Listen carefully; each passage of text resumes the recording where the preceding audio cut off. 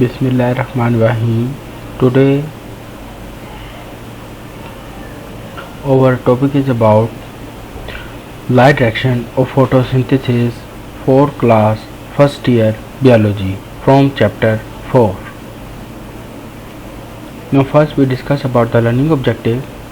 Today we discuss about the light reaction of photosynthesis, in which we discuss about the non-cyclic electron transport of light reaction and also discuss about the cyclic electron transport of light reaction.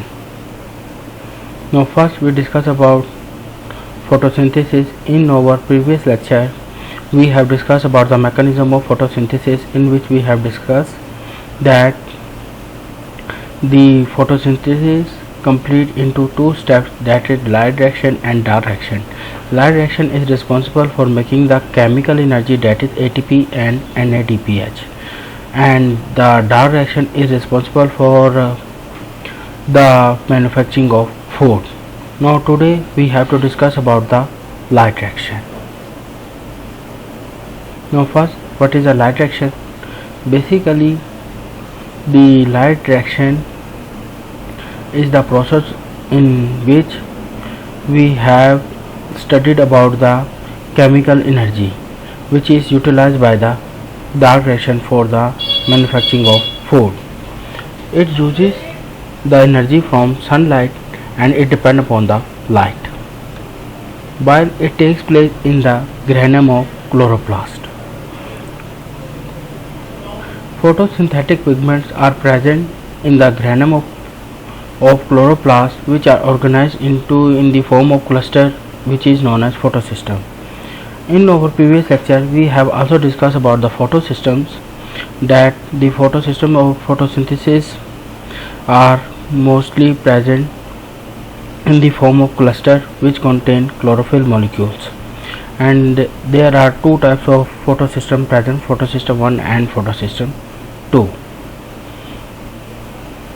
Photosystem 1 basically absorbs the wavelength of light, that is 700 nanometer, that's why it is also called P700, while the photosystem 2 absorbs the 680 nanometer and it is also called as the 680 wavelength of light, absorb the 680 nanometer of light, that's why they are also called as P680. These photosystems contain the several hundred pigments molecules, including chlorophyll A, chlorophyll B, carotenoids and electron acceptors, which makes the photosystem. In our previous lecture we have also discussed in detail about the photosystem.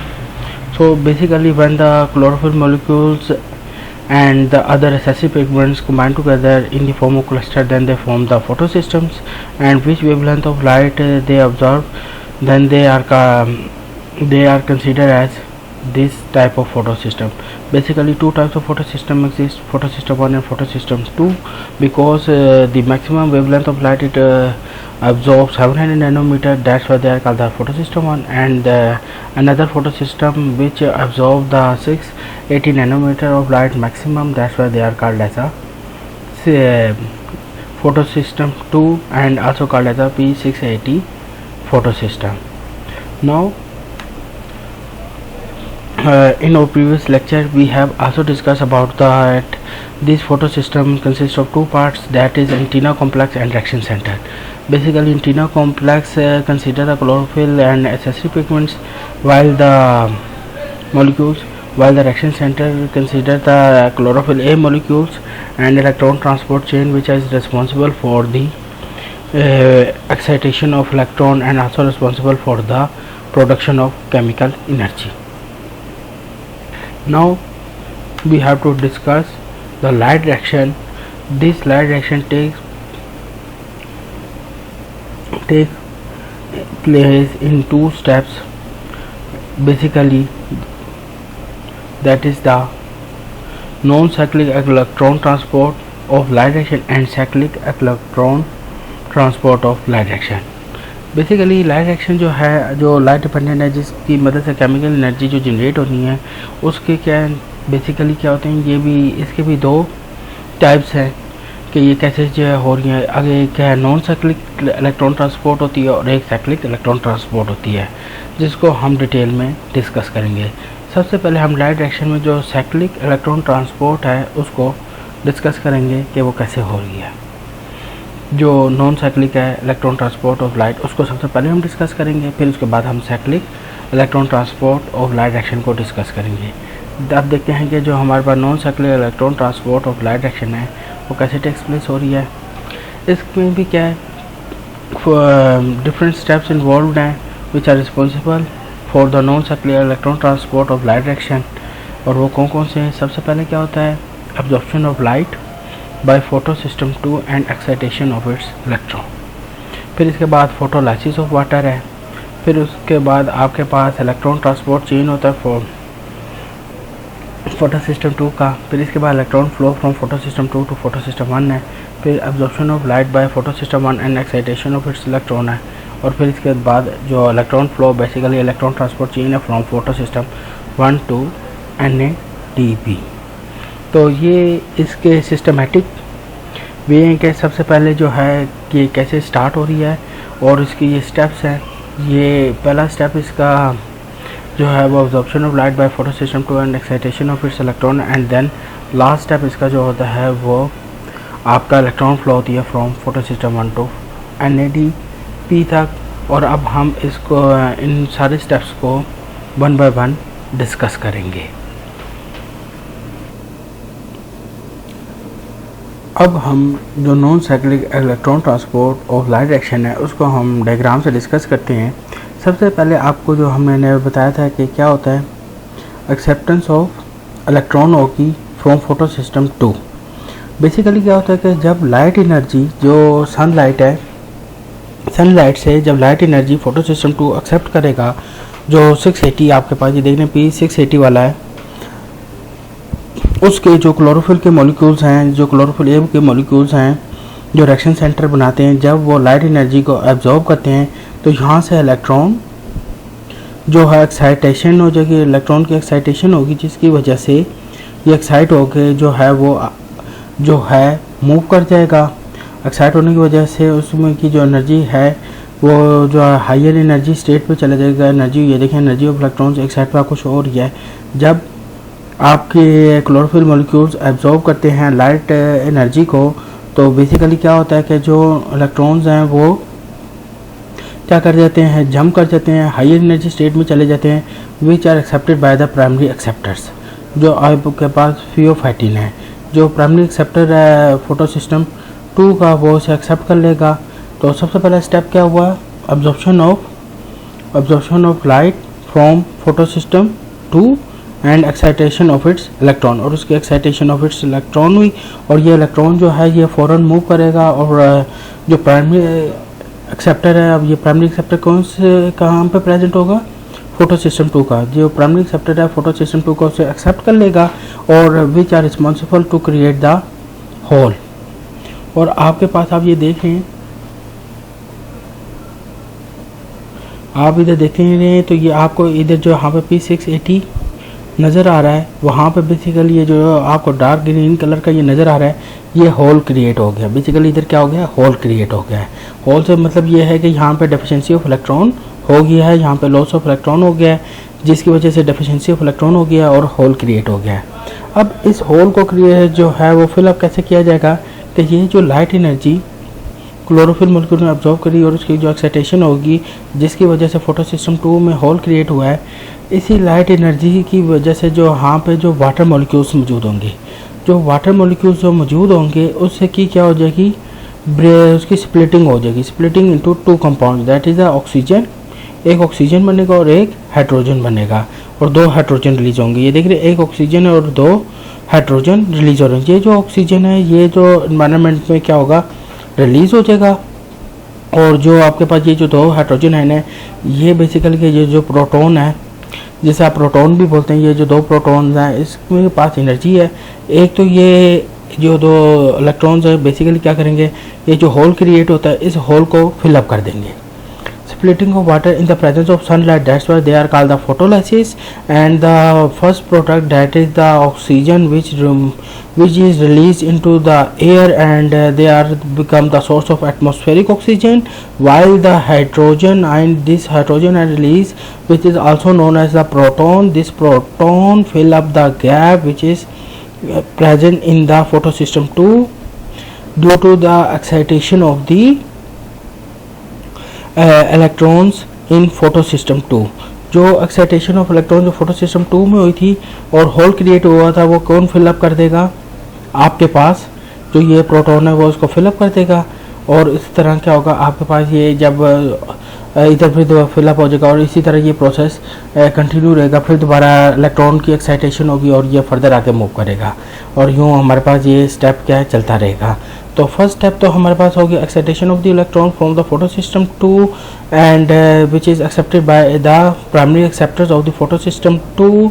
This primary acceptor when accept the electron, then they utilize their energy in the production of the chemical energy, that is the electron transport chain, जिसमें प्लास्टोक्यूनिन और आपके पास plastocyanin है और ferredoxin जो है, ये basically आपके पास क्या है, ये मिलकर आपके पास इलेक्ट्रॉन ट्रांसपोर्ट चेन बनाते हैं। तो यहाँ पे आपके पास तीसरे स्टेप में क्या होगा, this is the electron transport chain, जो हम साइटोक्रोम कॉम्प्लेक्स भी जिसे हम बोलते हैं। यहाँ पे they are responsible for making for converting the ATP, जो आपका ATP एडेनिन डाई न्यूक्लियोटाइड है, उसको कन्वर्ट कर देगा एडेनिन ट्राई न्यूक्लियोटाइड में। मतलब जो ATP है एडेनिन डाई फॉस्फेट को कन्वर्ट कर देगा एडेनिन ट्राई फॉस्फेट में। और आपके पास यहाँ पे जो है इलेक्ट्रॉन, अब ये देखें, ये आपके पास जो इलेक्ट्रॉन ट्रांसपोर्ट चेन है किसकी होगी, electron transport chain of photosystem 2 की। ठीक है, ये आपने याद रखना, ये फोटोसिस्टम 2 के साथ कनेक्ट हुई है। फिर दोबारा तो अगर यही इलेक्ट्रॉन ट्रांसपोर्ट चेन से क्या हुआ, यहाँ पे हमारे पास किसकी प्रोडक्शन आ जाएगी, तीसरे स्टेप में इलेक्ट्रॉन ट्रांसपोर्ट चेन से आपके पास क्या हुआ, जो आपके पास एनर्जी बढ़नी जिसे हम ATP बोलते हैं, ATP की प्रोडक्शन आ गई, और जो ये जो इलेक्ट्रॉन की एनर्जी थी उसे यूटिलाइज कर दिया गया। इसी तरह फोटोसिस्टम 1 भी क्या करेगा, लाइट को एब्जॉर्व करेगा, और यहाँ पे जब वो लाइट को एब्जॉर्व करेगा तो जो रिएक्शन सेंटर में क्लोरोफिल A मॉलिक्यूल्स हैं उनमें से इलेक्ट्रॉन्स की एक्साइटेशन हो जाएगी, and which is accepted by the primary acceptors of the photosystem 1। Photosystem 1 उसे एक्सेप्ट कर लेंगे, और जब प्राइमरी एक्सेप्टर उसको जो, और इसके बाद जो इलेक्ट्रॉन ट्रांसपोर्ट चेन बन रही है, यहाँ पे जो इलेक्ट्रॉन ट्रांसपोर्ट चेन होगी फोटोसिस्टम 1 की, वो क्या करेगी, NADP जो है निकोटीन अमाइड डाइन्यूक्लियोटाइड फॉस्फेट है जो आपके पास है, और यहाँ पे आपके पास एक तो प्रोटॉन यूटिलाइज हो गया इधर होल को जो है वो फिलअप करने पे, एक हाइड्रोजन जो है वो आ जाएगा इधर, जो NADP को NADPH में क्या कर देगा, कन्वर्ट कर देगा। इधर 2 जो है आपके पास H लिखा हुआ है, तो बेसिकली क्या हुआ, ये जो इलेक्ट्रॉन एक्साइट हुआ है इसके एनर्जी को यूटिलाइज करते हुए इससे एनर्जी क्या होगी, जहाँ पे ये प्राइमरी एक्सेप्टर ने एक्सेप्ट किया है ये, और ये इलेक्ट्रॉन ट्रांसपोर्ट चेन को इसकी एनर्जी प्रोवाइड करेगा, और जो FAD की मतलब जो फेरिडोक्सिन है जो इलेक्ट्रॉन ट्रांसपोर्ट चेन का हिस्सा है वो NADP को NADPH में कन्वर्ट कर देगा। तो जो यहाँ पे जो हाइड्रोजन मौजूद था, ये जो हाइड्रोजन आयन है वो बेसिकली क्या होगा, इधर यूटिलाइज हो गया, और उसने इसका गैप को क्या कर दिया, जो इधर आपके पास NADP प्लस था वो बेसिकली किस में कन्वर्ट होकर NADPH में बन गया। तो एक आपके पास यहाँ पे केमिकल एनर्जी बनती है जिसे ATP कहते हैं, और एक यहाँ पे बनती है जिसे NADPH कहते हैं। ये दोनों ATP और NADPH जो यूटिलाइज होती है सेकंड स्टेप पे, second step of the photosynthesis, that is the dark reaction.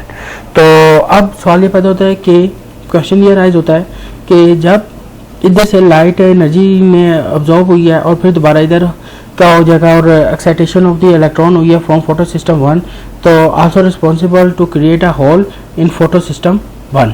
तो which one fill up this hole which are created in photosystem 1। जो फोटोसिस्टम 1 में जो होल क्रिएट हुआ है, जो डेफिशिएंसी ऑफ जो यहाँ पे आके लॉस ऑफ इलेक्ट्रॉन हुआ है, इसको कौन फिल करेगा, पीछे से ये जो इलेक्ट्रॉन की एनर्जी यूटिलाइज करके जो ATP प्रोडक्शन हुई है, अगर बात है इस इलेक्ट्रॉन के पास अब इतनी एनर्जी नहीं है, तो ये इसको कौन करेगा, ये जो यहाँ से जो फोटोसिस्टम 2 से इलेक्ट्रॉन आ रहा है वो बेसिकली इस डेफिशिएंसी को फिलअप कर देगा, और ये यहाँ पे जो होल क्रिएट होगा वो इस ये जो आपके पास इलेक्ट्रॉन है वो इसको फिल कर देगा। और इसके बाद जो इसका अपने जो इलेक्ट्रॉन एक्साइट हुआ है इसकी एनर्जी को कौन यूटिलाइज कर लेगा, electron transport chain of the photo system 1 and it, और वो किस में कन्वर्ट करेगा और उसका फंक्शन क्या है, and it is responsible to convert the NADP into NADPH। तो इस तरह क्या होगा, हमारे पास दो जो है वो केमिकल एनर्जी जनरेट हुई, एक हमारे पास कौन सी हुई, ATP प्रोडक्शन हुई और एक हमारे पास हुई है NADPH की प्रोडक्शन हुई। और ये दोनों जो है केमिकल एनर्जी जो यूटिलाइज होती है for the manufacturing of the, कौन सी किस कंपाउंड की मैन्युफैक्चरिंग होगी, आपके पास बेसिकली फूड, ऑर्गेनिक फूड जो आपका ग्लूकोज है उसकी प्रोडक्शन में जो डायरेक्शन में है उसमें ये यूटिलाइज हो जाएंगी। तो नॉन साइक्लिक फॉस्फेट रिलेशनशिप को अगर हम रिवाइज करना चाहें तो हम कैसे कर सकते हैं कि फर्स्ट स्टेप क्या है, excitation of the electron from photo system 2 से होती है, which is responsible, which are मतलब क्या होगा, which are accepted by the primary electron acceptor and their energy are utilise to generate the ATP production. फिर इसके बाद मतलब पहला स्टेप में excitation of electron from photo system 2, then splitting of water releasing the oxygen, ये second step है जिसकी मदद से क्या होगा कि जो हाइड्रोजन और ऑक्सीजन आयन आपके पास आ जाएंगे, ऑक्सीजन जो है वो एटमॉस्फेरिक ऑक्सीजन का सोर्स बन जाएगी और बेसिकली जो इधर से हाइड्रोजन है वो आगे जाके जो है इस्तेमाल होंगे जो NADP को NADPH में रिड्यूस कर देंगे। तो इस तरह क्या होता है आपके पास कि ये तो पहला स्टेप है कि जिसमें एक्साइटेशन होती है फ्रॉम फोटो सिस्टम 2 से, और वो उसकी एनर्जी को यूटिलाइज की जाएगी, electron transport chain of the photo system 2 इस्तेमाल करेगी and convert the ATP production.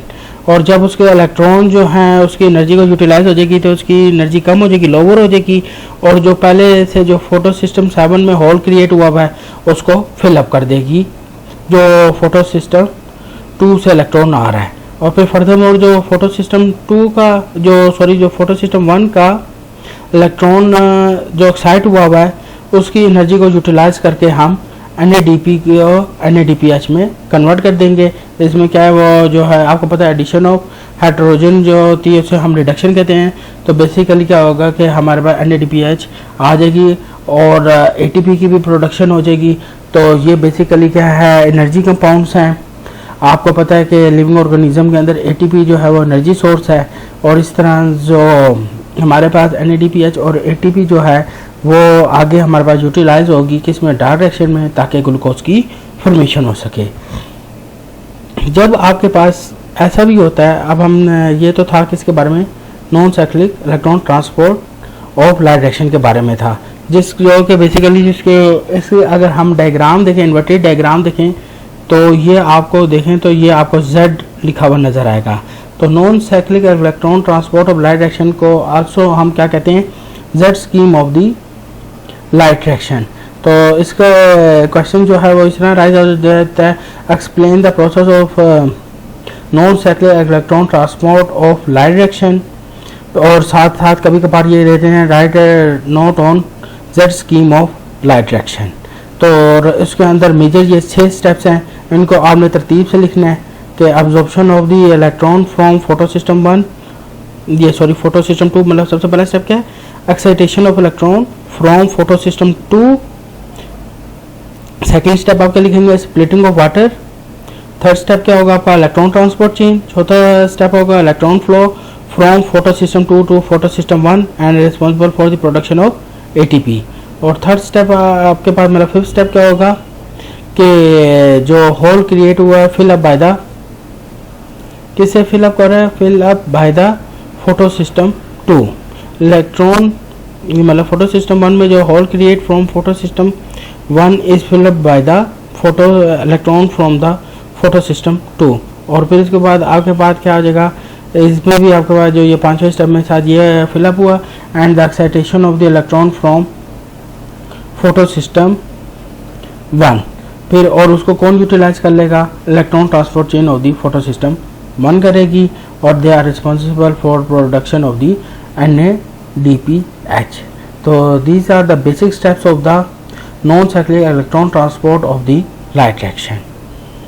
Further more अब हम ज़रा डिस्कस करते हैं कि जब addition of inorganic phosphate to the adenosine dinucleotide phosphate में जब ऐड होता है, this process is called the phosphorylation. और when the light energy is used in the process, then this process called the photophosphorylation. तो phosphorylation फॉस्फोरिलेशन क्या होती है कि इनऑर्गेनिक फॉस्फेट आयन को अगर एटीपी में ऐड कर दिया जाए तो उसे हम फॉस्फोरिलेशनशिप कहते हैं। अगर phosphorylation in the presence of light हो रही हो तो उसे हम फॉस्फोरिलेशन कहेंगे। तो जो प्रोसेस आपके पास लाइट की प्रेजेंस में जो है फॉस्फेट आयन को जो है हम एटीपी मॉलिक्यूल के अंदर ऐड करते हैं, उसको हम फोटोफॉस्फोरिलेशन कहते हैं। फर्दर मोर इस सारे मैकेनिज्म को जो फोटोफॉस्फोरिलेशनशिप है इसे हम कीमियोस्मोसिस भी कहते हैं। कैसे हम कह सकते हैं? When the chemical and osmotic event are joined together in the synthesis of ATP from ATP, ये याद रखिएगा, from ATP and inorganic phosphate in the electron transport system, this process is called chemiosmotic ATP synthesis or chemiosmosis। Basically क्या होता है, मैं ये definition में क्या है, मतलब इसको हम कैसे डिफाइन कर सकते हैं, ये देखें कि the process in which the synthesis of ATP, हम किसको बना रहे हैं, एटीपी की प्रोडक्शन कर रहे हैं ना। तो अब बेसिकली क्या होता है कि एटीपी की प्रोडक्शन हो रही है फ्रॉम एटीपी से एंड इनऑर्गेनिक फॉस्फेट दोनों आपस में मिल रहे हैं और उसकी वजह से एटीपी बन रही है। और जो इसको विद द हेल्प ऑफ जो है इलेक्ट्रॉन ट्रांसपोर्ट चेन, पूरा मैकेनिज्म है इलेक्ट्रॉन ट्रांसपोर्ट चेन के थ्रू जो है एटीपी की प्रोडक्शन हो रही है, then this process is called the कीमियोओस्मोसिस।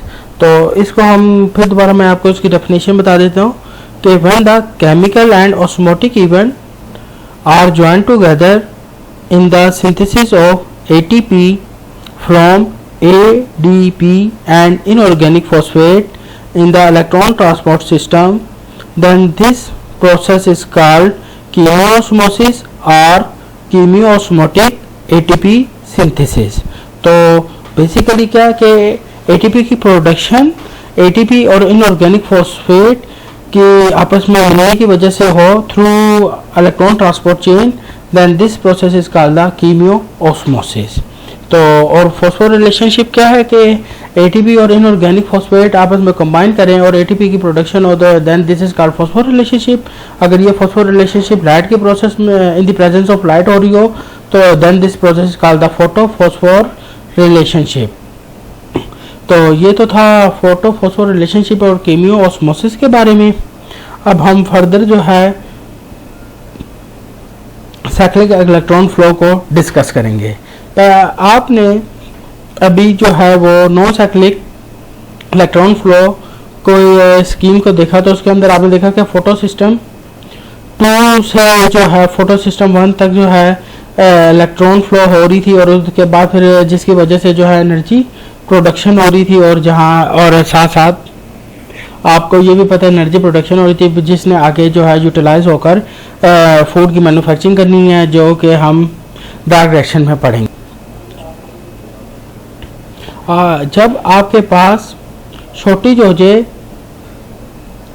ATP molecule की और ज़्यादा हो जाए आपके पास NADPH ज़्यादा हो जाए, एटीपी की शॉर्टेज हो जाए, तो जो आपके पास फोटो सिस्टम 1 के जो प्राइमरी इलेक्ट्रॉन एक्सेप्टर हैं, जब वो एक्सेप्ट करेंगे किसको, इलेक्ट्रॉन्स की एक्सेप्ट करेंगे, जो एक्साइटेशन ऑफ इलेक्ट्रॉन हुई है उसको एक्सेप्ट करेंगे, तो वो फर्दर जो है वो NADPH को प्रोड्यूस नहीं करेंगे, बल्कि क्या करेंगे, जो उनमें प्राइमरी इलेक्ट्रॉन एक्सेप्टर है वो जब FD जो आपके पास है इसको जब वो प्राइमरी इलेक्ट्रॉन एक्सेप्टर को जब एनर्जी इधर जो इलेक्ट्रॉन ट्रांसपोर्ट चेन है इधर इसको जब वो ट्रांसफ़र करेगी एनर्जी, तो बेसिकली वो इस एनर्जी जो इलेक्ट्रॉन की एनर्जी है वो किसको ट्रांसफ़र कर देगा, साइटोक्रोम कॉम्प्लेक्स को एनर्जी ट्रांसफ़र कर देगा, which are responsible for the production of the ATP। और जिसकी वजह से क्या होगी कि आपके पास जो है ATP की प्रोडक्शन होगी और इस प्रोसेस के अंदर सिर्फ ATP की प्रोडक्शन होती है, फोटोलाइसिस कोई नहीं होगी।